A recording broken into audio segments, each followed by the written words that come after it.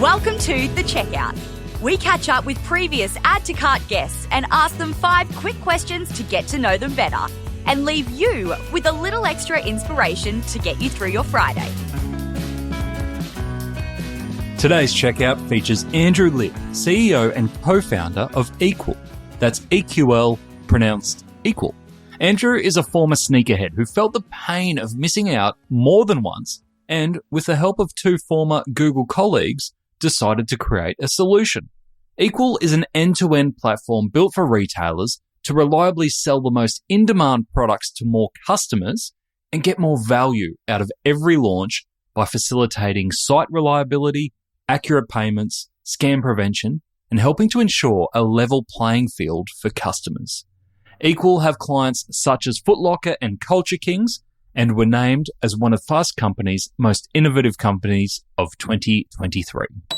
Andrew, welcome to The Checkout. We've had a great chat in our main episode around all things scarcity and fairness with what you're building at EQL, especially for those sneaker drops and all those other collectible and limited drops. But we're here to learn a little bit more about you. So I've got 5 quick questions. Let's do it. Number 1, what's the weirdest thing that you've ever bought online? Oh, is this censored? No. Like the weirdest. Yeah, top of my head, I just bought some Focus earplugs yesterday, right? That apparently you just pop in, it just blocks out everything and you can just lock in on doing some work. And truthfully, if you know me, that's a very weird thing for me to buy, but earplugs. Okay. Seems like you've got a couple of other answers, but you just weren't sure whether they were ready for a podcast. So we'll leave it there. Yeah. Number 2, who is your favorite retailer? In our as a customer? No, just overall. Who do you love shopping with? I love Kith out of the US, and I love just their ability to never get it wrong. Collaborations, designs, launches, ideas, retail experience, online, offline, people who they work with, they are refined, premium, smart, and fascinating. Love them. Proper experience.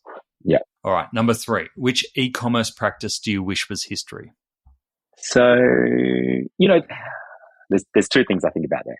One is we don't work in the world of conversion rates because our products are so in demand that conversion rates mean nothing. In fact, our conversion rates are 30 to 40% on our page, right? Compared to standard average conversion rates. The thing that I wish folks would do a little differently is see commerce in different ways.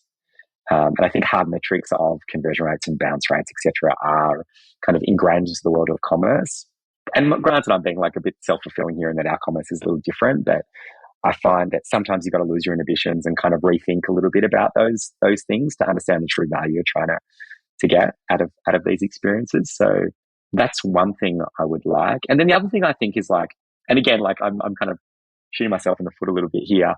Commerce is commerce, right? And we kind of talk about scarcity commerce or in-demand commerce or hype commerce. And I'm not sure if that's I'm doing it because I feel like you need to put a label on the world and the tools that we provide. But truth be told, it's commerce. Mm-hmm. Whether it's mobile commerce or scarce commerce or quick commerce, it's commerce. And it's just the way you engage your audience, through a different channel for transacting. And I think if you start to think about it in wedges, in some instances, you lose its value. Right. But if you think about it holistically, you actually can work out how to maximize, each channel. And new opportunities open up. That's right. Love it. All right. Number 4, can you recommend a book or a podcast that our listeners should immediately get into? Yeah, this morning I was listening to Harry Stebbings interview the CEO of Uber, and whose name has escaped me for 2 seconds. Darian? It'll come to me. That's all right. We'll put it in the show notes. Let's do that. The other one I listened to actually the other day was Harry Stebbings interviewing Daniel Ek, founder of Shopify. Okay. And again, just understanding how creative minds work in wonderful ways, understanding what they prioritize as being important. And the other thing I took out of it was putting urgency into things. Yeah, I love it. Love it. All right, we'll put a link in the show notes. Last one I have for you, Andrew. Finish this sentence. The future of retail is? On the cusp of greatness. Nice. I like that. That's that needs to go on a T-shirt. Go for it. Andrew, thank you so much for joining us on The Checkout. Awesome. Thanks for having me.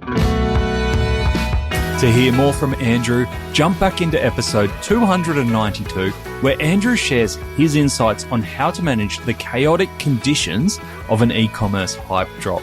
He also gives us the telltale signs of retailers who are in need of launch support when it comes to hype drops.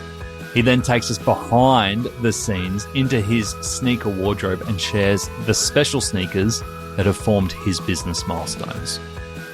Thanks for listening, and until next time, keep adding to cart.